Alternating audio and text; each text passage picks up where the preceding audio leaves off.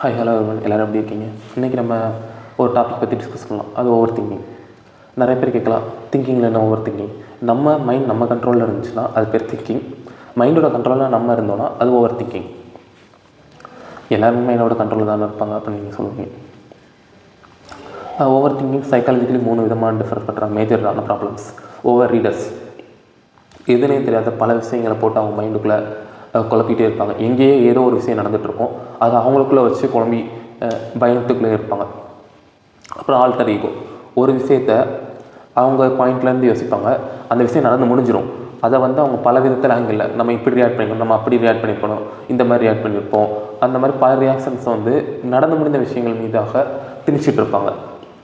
அப்புறம் mind readers, அடுத்தவங்க எப்படி நினைப்பாங்கன்னே நினச்சிட்டு இருப்பாங்க. இவங்க அப்படி நினைப்பாங்களே, எய்த்து வீட்டுக்காரன் எப்படி நினைப்பானே, அப்படிலே திங்க் பண்ணி அடுத்தவங்கள பற்றின ஒரு திங்கிங்குள்ளேயே இருப்பாங்க. யாருமே அவங்களுக்கு மட்டும்தான் திங்க் பண்ணுவாங்களே வெளியே, மற்றவங்கள பற்றி திங்க் பண்ணுறது குறைவு தான். பல விதமான ஓவர் திங்கிங்ஸ் இருக்குது. ஓவர் திங்கிங்ஸ்னால என்ன ஒரு பாதிப்பு? நம்மளோட டெய்லி லைஃப்பில் ரொட்டீன் லைஃப் பாதிக்க செய்யுது, மறைமுகமாக நேரடியாகும். பல விஷயத்தை திங்க் பண்ணிகிட்டே இருக்கும்போது பிரெயினோட கெமிக்கல் சேஞ்சஸ் ஏற்படும்.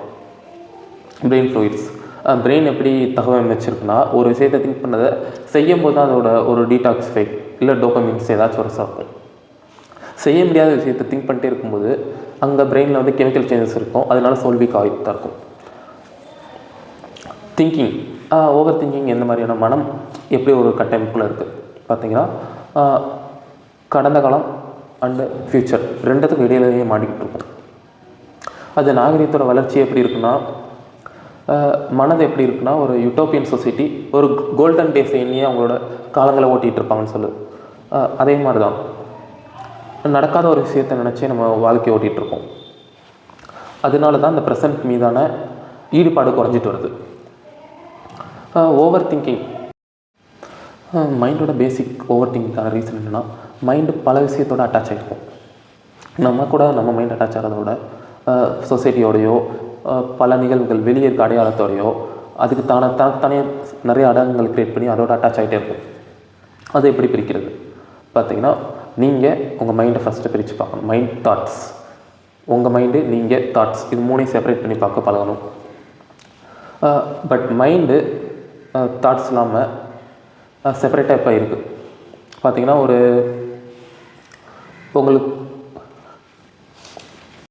நீங்கள் உங்கள் மைண்டு, தாட்ஸ் இது 3ஐயும் பிரித்து பார்க்க பாருங்க. நம்ம எப்படி பிரித்து பார்த்துட்ருக்கோம் ரியல் லைஃப்பில் பார்த்தீங்கன்னா, ஒரு ராட்டினத்தில் ஏறுறீங்க, ஒரு அட்வென்ச்சரில் இருக்கும்போது உங்களுக்கு எந்த விதமான தாட்ஸ் வரது.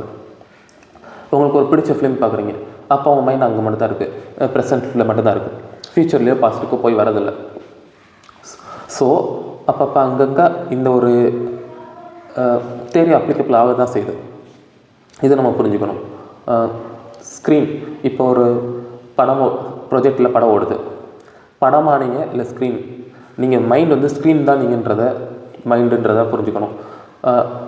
அந்த ப்ரொஜெக்டில் வரக்கூடிய லைட் தாட்ஸ், நீங்கள் எல்லாமே தாட்ஸோடு அட்டாச் ஆக ஆரம்பிச்சிங்கன்னா அது உங்களை கொண்டு போயிட்டே இருக்கும்.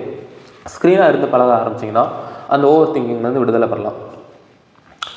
ஒரு விஷயத்தை நீங்கள் இப்போ ஒரு திரைப்படத்தை மைண்டை ஒரு ஒயிட் ஸ்க்ரீன் மாதிரி வச்சு பழகுங்க. அதில் பல ப்ரொஜெக்டில் பல படங்கள் வாரம் ஒரு படம் ரிலீஸ் ஆகலாம், டெய்லி ஒரு படம் கூட ரிலீஸ் ஆகிட்டு இருக்கலாம். நம்ம மைண்டும் அப்படி தான் உள்ள தாட்ஸை கொட்டிக்கிட்டே இருக்கும். பட் நீங்கள் அதோட அட்டாச் ஆக ஆரம்பிச்சிங்கன்னா அது உங்களை கொண்டு போயிட்டே இருக்கும்.